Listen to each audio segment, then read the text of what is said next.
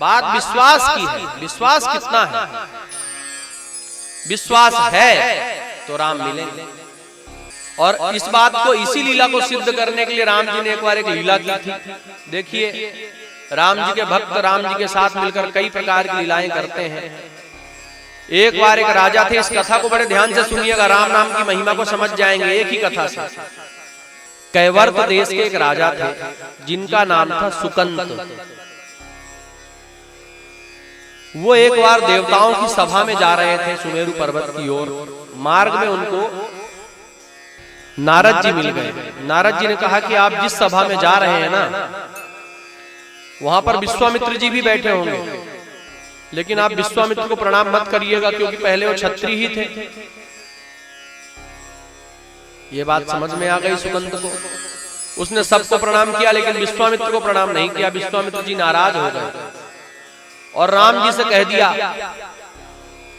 अयोध्या में आकर सभा जब समाप्त हो गई उसके बाद, राम देखो, तुम्हारे राज्य में, तुम्हारा राज्य तो पूरी पृथ्वी पर है, सारे राजा तुम्हारे अधीन हैं, फिर भी मेरा अपमान हुआ, तुम्हारे गुरु का अपमान हुआ। एक अहंकारी राजा ने मुझे प्रणाम नहीं किया। देखिए प्रभु की लीला, देखिए क्या कह रहे हैं कि एक अहंकारी राजा ने मुझे प्रणाम नहीं किया, क्या दंड देना चाहिए? राम जी ने कहा कि गुरु का अपमान करने वाले के लिए तो मृत्यु दंड ही उचित है। विश्वामित्र जी कहते हैं, राम, उस राजा को मृत्यु दंड ही मिलना चाहिए। राम जी ने कहा, ये तो मेरी प्रतिज्ञा है गुरुदेव, कल सूर्यास्त होने के पहले पहले मैं उस राजा को मार दूंगा, उसको मृत्यु दंड दूंगा। अब ये बात तो पूरी पृथ्वी में फैल गई, जैसे जंगल में आग फैलती, उसी प्रकार तीव्र गति से।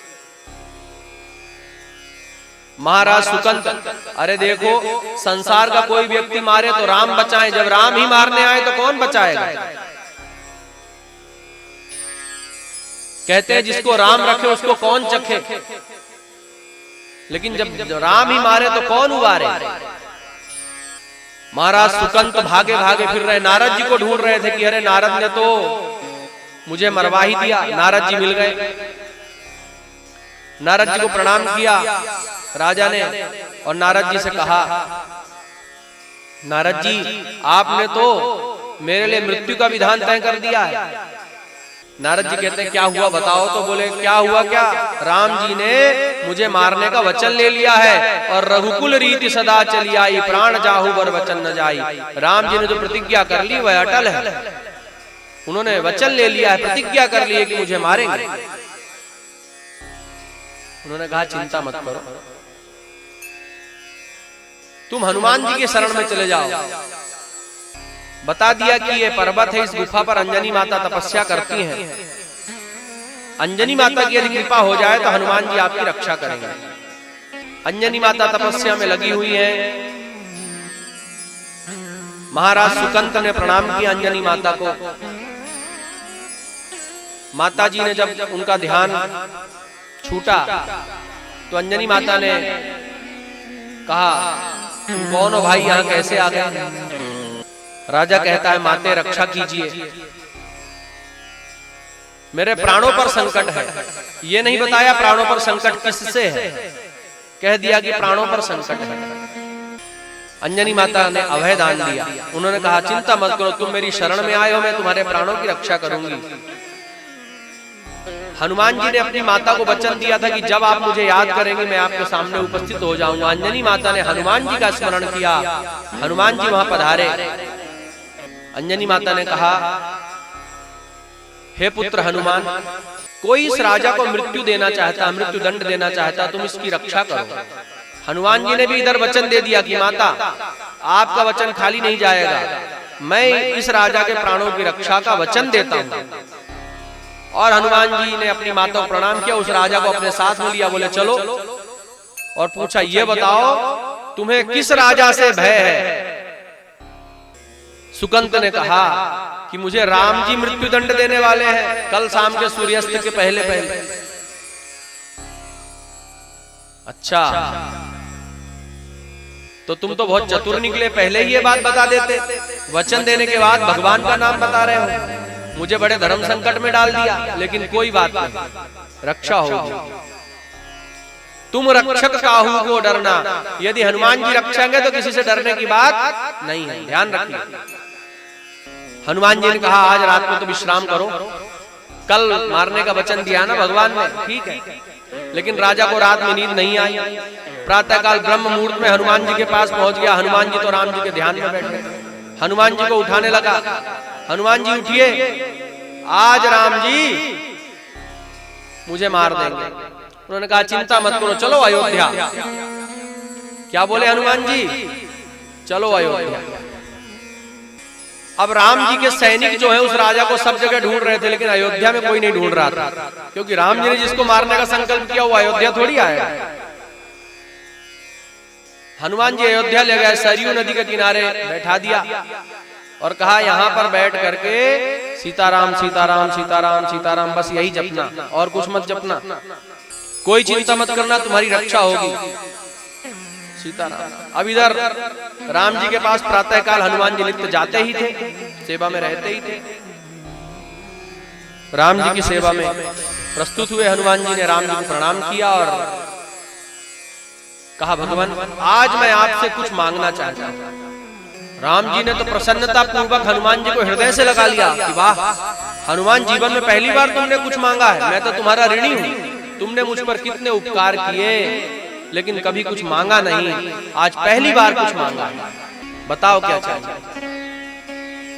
बोले प्रभु बस कुछ नहीं, मैं तो यही चाहता हूं कि जो आपका नाम जपता रहे उसे आप भी ना मार पाए, जो कोई राम राम कहता रहे उसे आप भी ना मार पाए। अरे हनुमान ये कौन सी बड़ी बात है, जो मेरा नाम जपेगा मैं उसे क्यों मारूंगा भला, वो तो मेरा भक्त होगा। नहीं प्रभु पहले वरदान दीजिए। भगवान ने कहा तथास्तु, जो मेरा नाम जपेगा उसे मैं भी नहीं मार सकता, कह दिया। अब हनुमान जी तुरंत सरयू नदी किनारे आ गए। बोले अब चिंता मत कर बेटा,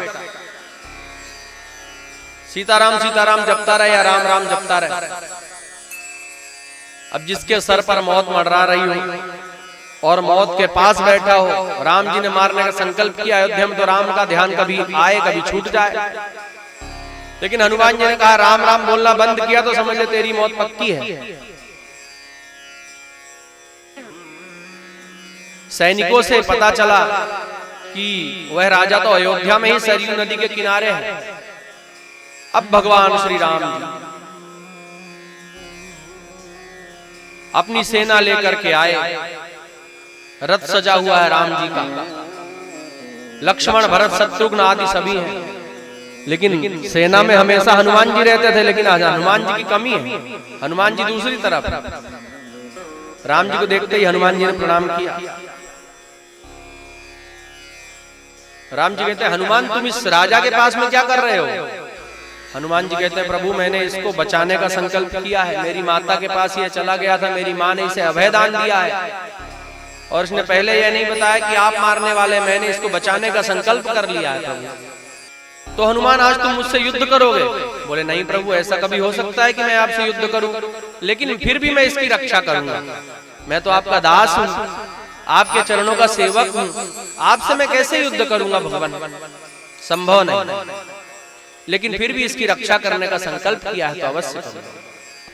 हनुमान जी की शरण में जो चला जाए, देखो ऐसा कहते हैं कि जिसने भक्त के चरण पकड़ लिए उसको भगवान जल्दी मिल जाते हैं, जो हनुमान जी के पास चला गया उसको राम जी जल्दी मिल जाते हैं। तुमरे भजन राम को पावे, क्या बात। राम जी को देखते ही महाराज सुकंत हनुमान जी के पीछे जाकर बैठ गए और भगवान श्री राम जी ने बाण चलाया। भगवान श्री राम जी ने जब बाण चलाया तो बाण ना तो हनुमान जी को लगे और सुकंत को तो लग ही नहीं सकता, क्योंकि सुकंत तो हनुमान जी के पीछे बैठा है। राम राम की महिमा से हनुमान जी के चारों तरफ सुरक्षा घेरा बन गया था, बाण उस पर ही लगे लेकिन टकरा के नीचे गिर जाए, लक्ष्मण जी क्रोधित हो जाए। और इस क्रोध विश्वामित्र जी वहीं खड़े हैं। विश्वामित्र जी बोल रहे हैं कि राम जी ये कैसा युद्ध कर रहे हैं, राम बाण तो प्रसिद्ध है। आप लोगों ने एक बात सुनी होगी ना, कोई दवाई काम नहीं करती तो वैद्य लोग बोलते हैं ये तो राम बाण औषधि है, राम जी का बाण कभी खाली नहीं जाता। विश्वामित्र जी देख रहे हैं वह राम जो एक बाण में लाखों की संख्या में दैत्यों को मार देते थे, इनका बाण नीचे कैसे गिर रहा है। लक्ष्मण को क्रोध आ गया। सोचते हैं लक्ष्मण जी की प्रभु परेशान हो, प्रभु तो लीला कर रहे हैं, वो तो आनंद में है, लेकिन लक्ष्मण जी क्रोधित हो गए। लक्ष्मण जी ने एक बाण निकाला, और लक्ष्मण जी जब बाण चलाते हैं, राम जी जब बाण चलाते हैं तो राम का नाम नहीं लेते, अपना खुद का नाम नहीं लेते, लेकिन लक्ष्मण जी जब बाण चलाते हैं तो बोलते जय श्री राम। और लक्ष्मण जी बाण का संधान किया और कहा जय श्री राम। अब ये जो बाण है ये राम नाम के प्रताप से चला, इसलिए सुरक्षा घेरा टूट गया और बाण कहां लगा, हनुमान जी की छाती में लग गया।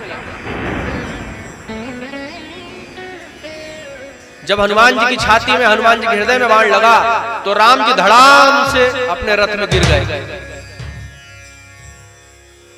और जैसे ही राम जी गिरे तो पूरे सैनिक, लक्ष्मण जी, सभी राम जी को देखते हैं और राम जी की छाती से खून निकल रहा है, रक्त का प्रवाह हो रहा है। लक्ष्मण जी ने कहा प्रभु ये क्या हो गया। राम जी कहते हैं लक्ष्मण तुमने बहुत भूल कर दी, तुमने हनुमान पर बाण चला दिया मुझसे बिना पूछे। क्या तुम्हें यह नहीं पता कि हनुमान के हृदय में मेरा और जानकी का निवास है। हनुमान के हृदय में बाण मारने का मतलब है मुझको बाण मारना, इसलिए बाण तुमने उनको मारा और रक्त मेरे शरीर से निकल रहा है। लक्ष्मण जी ने तुरंत क्षमा प्रार्थना की। विश्वामित्र जी ये लीला देखकर बड़े प्रसन्न हो गए और विश्वामित्र जी ने कहा भगवान मैं आपको वचन मुक्त करता हूँ, राम जी मैं आपको वचन मुक्त करता हूँ, आप इस राजा को अभयदान दे दीजिए। और तब वह राजा तुरंत ही राम जी के चरणों में पड़ गया और कहता है आज से मैं राम नाम को जान गया। देखिए ये राम नाम की महिमा है। राम के नाम को जो भजता है ना उसको राम जी भी नहीं मार सकते, तो संसार में फिर भला बताइए दूसरा कैसे कोई मार पाएगा। संसार में कोई भी नहीं मार सकता यदि कोई राम नाम का भजन करता रहे, राम नाम जपता रहे।